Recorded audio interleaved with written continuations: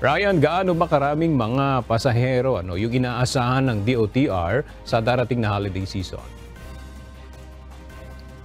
Milyong pasahero ang inaasahan ng Department of Transportation na dadaan sa mga pantalan, paliparan at mga bus terminal ngayong holiday season. Ayon kay Secretary Bautista, at inaasahan nila na mas marami ang mga pasahero ngayon dahil nalampasan na ng bansa ang pandemya. Inaasahang tataas ng 5 hanggang 10% kumpara sa pre-pandemic level ang mga pasahero ngayong darating na holiday season. Kaya naman ngayong araw, binisita ni Transportation Secretary Jaime Bautista ang National Headquarters ng PCG sa Maynila upang inspeksyonin ang kanilang kahandaan.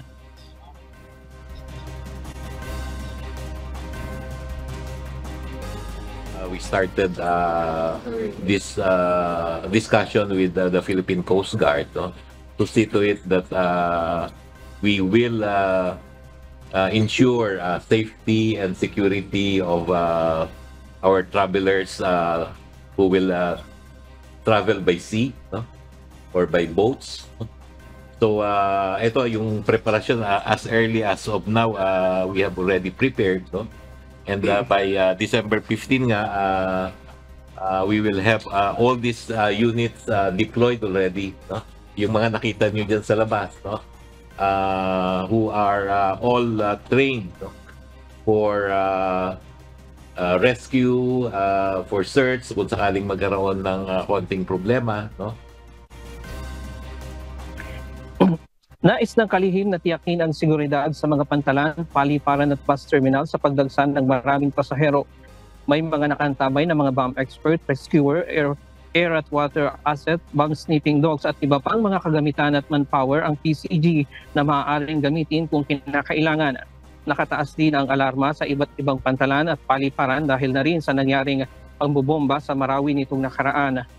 May mga koordinasyon na rin sa iba't ibang enforcement ang DOTR gaya ng LTO, LTFRB, gayon din ng iba't ibang ahensya ng pamahalaan gaya ng AFP, PNP at MMDA. Inihikayat naman ng kalihim na mag-ingat ang mga pasahero at magsuot ng face mask sa pagdagsa ng mga tao sa terminal dahil sa banta ng walking pneumonia.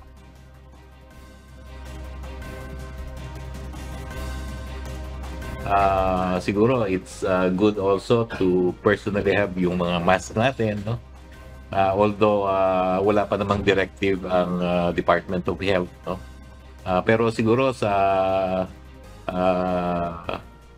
for security and safety of our passengers, we will encourage them to see to it that they also protect themselves.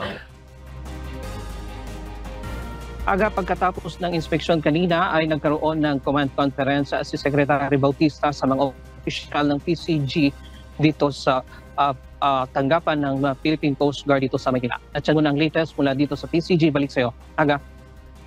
Maraming salamat, Ryan Lacanlale.